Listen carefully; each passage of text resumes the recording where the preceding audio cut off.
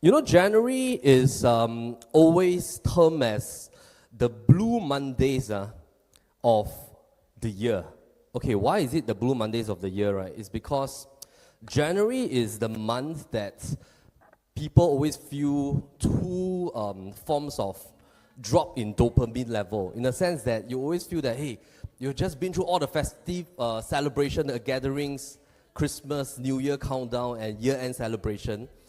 And of course, for salespeople, the number one sort of like mindset is that, oh my goodness, everything reset to zero. So it's like an invisible kind of like stress level that sometimes salespeople will have. Correct or not? It's like whatever I have accomplished in the last year, this technically has reset back to zero. So one of the saddest months is in January, and it's also one of the most exciting months. The usual suspects when you start is that whatever content you see online now is about goal setting, New Year resolution. So the usual suspect is in January. January is the missing month of the year, because we will usually tell ourselves that in January we will just try to go easy all the way until CNY. And CNY this year is which day? Anybody? 10 and 11, right? So maybe in our mindset we'll think like, January is, anyway now it's already 2nd Jan. So let me just like cruise over until end Jan, then I can start to shop for Chinese New Year goodies. Rest 1 week, then Chinese New Year. After Chinese New Year, then I will get serious about my work for my clients, because maybe my clients will also be taking a break. So the usual suspect is that after CNY, people will start to work hard from March till May. Then after that, June, go for holiday. Then after holidays, come back, we'll start to work from June to September, and then suddenly the year is over already. So actually, one of the best sort of like hack, H-A-C-K, right, is to be extremely active during January.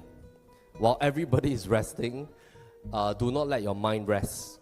Now, Seth Godin, the marketing guru, he says that actually the rule to succeed is very simple. The person who fails the most will win. Because he says that if I fail more than you, I will win. Why? Because in order to keep failing, you have to keep being good enough to keep trying and to play.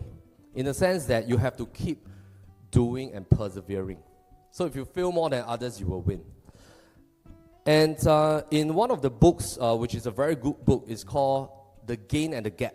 It's by Dr. Benjamin Hardy and Dan Sullivan.